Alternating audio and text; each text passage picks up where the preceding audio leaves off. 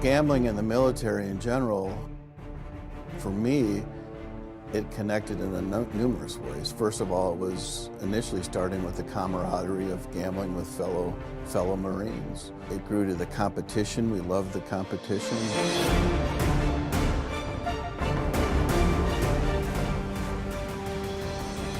Most people, serving in the military, as well as treatment, mental health, substance use, primary care providers, don't understand the risks of gambling. It's so normalized, it's discounted.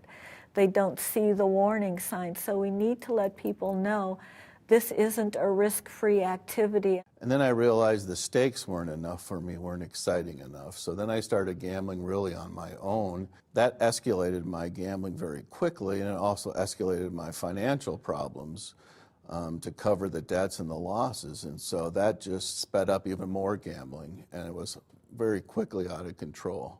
Certainly one of the first signs people notice is this creating financial difficulties for me. Am I becoming more and more preoccupied? Am I missing important activities? Am I missing work because of my gambling? Am I showing up late? Am I getting criticized for not doing my job the way I'm supposed to? Is it becoming more solitary? Am I lying to cover up either for my gambling losses, the time I'm gambling? Is it becoming more secretive? I think those are some of the real key warning signs for people to be aware of.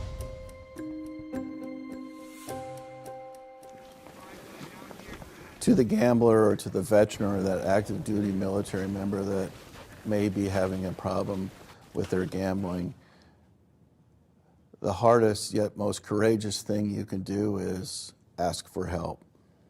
In Maryland, we're really fortunate. There's a helpline active duty veterans as well as civilians can use and be directed to the appropriate resources, whether veteran, active duty, or civilian. 1-800-GAMBLER, an easy to remember helpline that you can call, and you'll be connected with folks who really understand what this disorder is about, whether you're the person who has a gambling disorder, you're worried about whether you're heading in that direction, or you're a family member concerned about a loved one, or you have somebody in your command you're worried about. Anybody can call the helpline and be directed to the most appropriate resources. When I started listening to these stories, that I wasn't alone. And it started me on a track of looking at things differently. Yeah, I probably cried for 25 minutes sharing my story because it was the first time that I could tell a story that other people could understand and not judge me on. And also, for folks, there's Gamblers Anonymous. Other people have experienced this. It's not just me. But there are people who can understand, who've been there, done the things I've done, and now they're living really quality lives, and they're good people who've been able to get past the things they've done in support of their gambling. Looking back at the person I was 20 years ago, I would have never imagined or never thought it was possible to be where I am today. Even if you don't see it, even if you feel you're at the bottom of a pit, there is hope. There is a way out, and there are people who can help you with that way out.